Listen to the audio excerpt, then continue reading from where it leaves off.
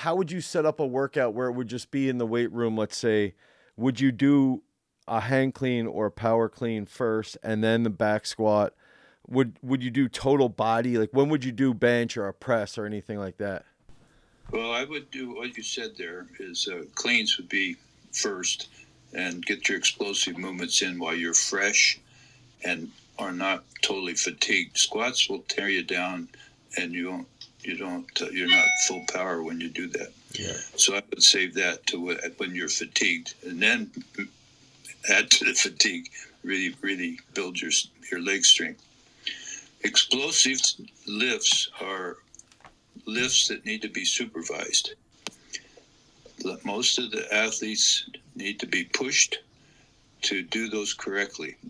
On their own, they kind of horse around. And then, well, same with squats. You got to do those correctly too. But then there's a bunch of fluff exercises that they can do on the other days, like arms and shoulders and things, maybe lat pull downs, things like that they might want to touch on body parts. But squats and cleans, if that's all you did, you would have success in athletics, especially power sports. So what is your take then when someone tells you, I don't know if anybody actually says this to you. I would love to be a fly on the wall, but if somebody says this to you, like, well, cleans take too long to coach or too long to teach, what is your first, like, maybe guttural reaction to that type of statement? Well, hang clean is pretty simple to teach. I don't know why someone would have a problem with that. If they couldn't teach the hang clean, then they could just do some explosive jumps. But if you wanted to have some resistance, you're going to have a barbell on your back, and that becomes dangerous. Then you have to really have good technique. So the hang clean or clean from the ground, either one of those are not really dangerous if you just pay attention and have the kids use what we call a triple extension. Your ankles, knees, and hips, they kind of contract and you have explosiveness. Those ankle, knees, and hips can generate a lot of power when they work together. Was there any specific thing that you would do with athletes that like maybe have a struggle with the front rack, like somebody's tighter in their wrists or their elbows or their shoulders when they front rack? Would you ever snatch, or would you ever have them do something else specifically, or just work on that? I might just go to the snatch. The snatch eliminates the need to do what you just did with your arms and try to have a clean and have the elbows the right spacing and all that, and the wrists. Snatches are actually better exercise. Would you do that from a hang as well? You can, yeah. It's hard. You have to have good technique. But yeah, the snatch is really a secret weapon. I love that. The snatch is a secret weapon. And I think the interesting part too is even today is that I feel like more and more guys are not snatching. They're not cleaning. So if you're a strength coach watching, or if you're a Division I, strength coach for a football team, your secret weapon right now might just be, hey, we're going to clean, and the other teams aren't cleaning because they might be afraid to do that. I guess. Why do you think there has been potentially a drop off in the Olympic lifts?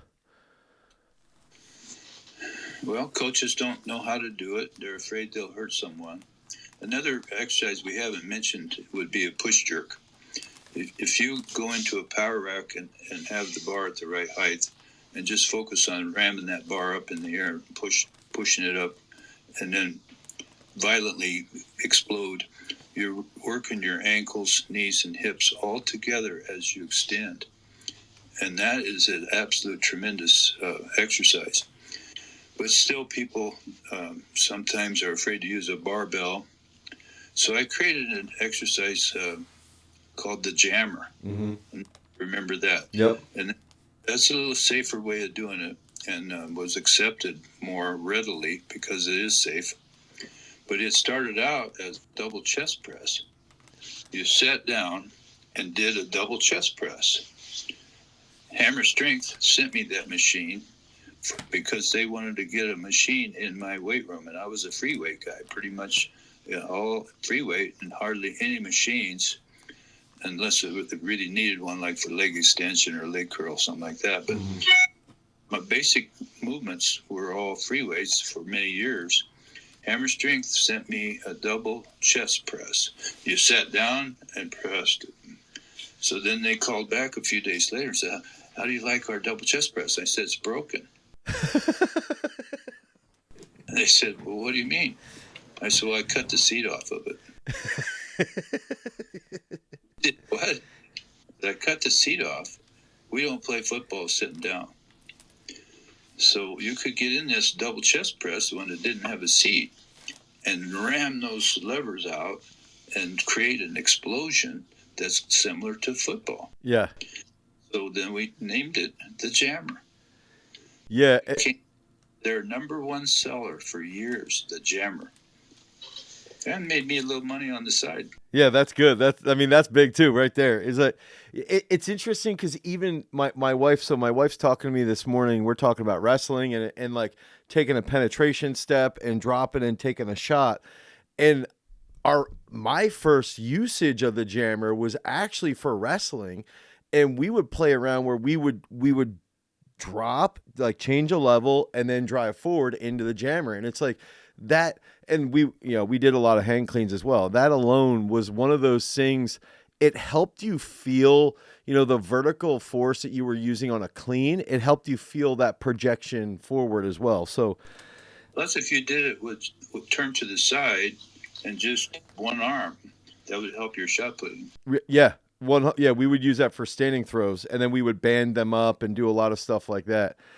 What would be, who were you reading back then, or what were you, because I think it's important too, and I think this is something that a lot of people miss, is you clearly wanted to be the best. And what were the early, I guess I had a couple questions, like who was teaching you weightlifting technique, and then what books were you reading back then that you're like, I need more exposure as you went through your learning process, 60s, 70s, 80s?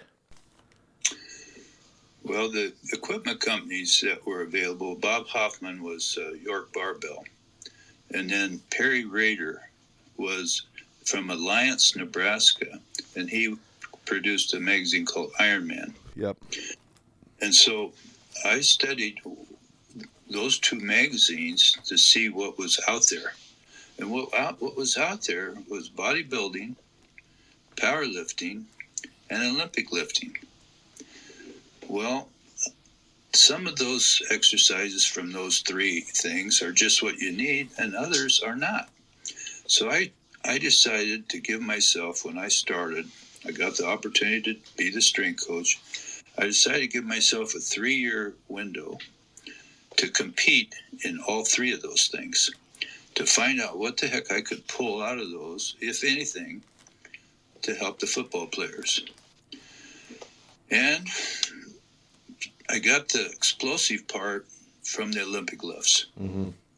I got the squat from the powerlifting people. I didn't like deadlifts. It was too slow of a movement, although it did make you strong. I wanted movement that was explosive. And I got nothing from bodybuilding. Nothing. And I went to the Mr. America contest out in Santa Monica, and they asked me to judge the Mr. America contest. So I went out there and saw Arnold and his workout partner, whatever it is, Columbo or whatever his name, I can't think of it. Yeah, Columbo. Yeah. Yeah. And met a bunch of really strange characters that were bodybuilders and have muscles on top of their muscles. So I saw things that I did not want to bring back to Nebraska. But I also saw and met a lot of people nationally that were influencing. And when I got home, I decided I would write a letter to all the colleges and kind of see who's out there, who's handling strength training, and who might be in charge at each school. And so I asked them to fill out a questionnaire, and they sent it back to me, and I put it in a book form and created basically a national strength coaching directory. And I sold it for $10. I sold at least 2 of them. I said, that. But so it was the first time that strength coaches ever were on the same page together in a book. And well, then they started writing to each other and calling each other. And guy at Penn State started calling me, and people that I didn't know previously. And they wanted to get together and party and drink beer and talk big stories about who can lift the most and so forth. So then I had to invite him to come to Lincoln, Nebraska, and we created the National Strength and Conditioning Association in Lincoln in 1978.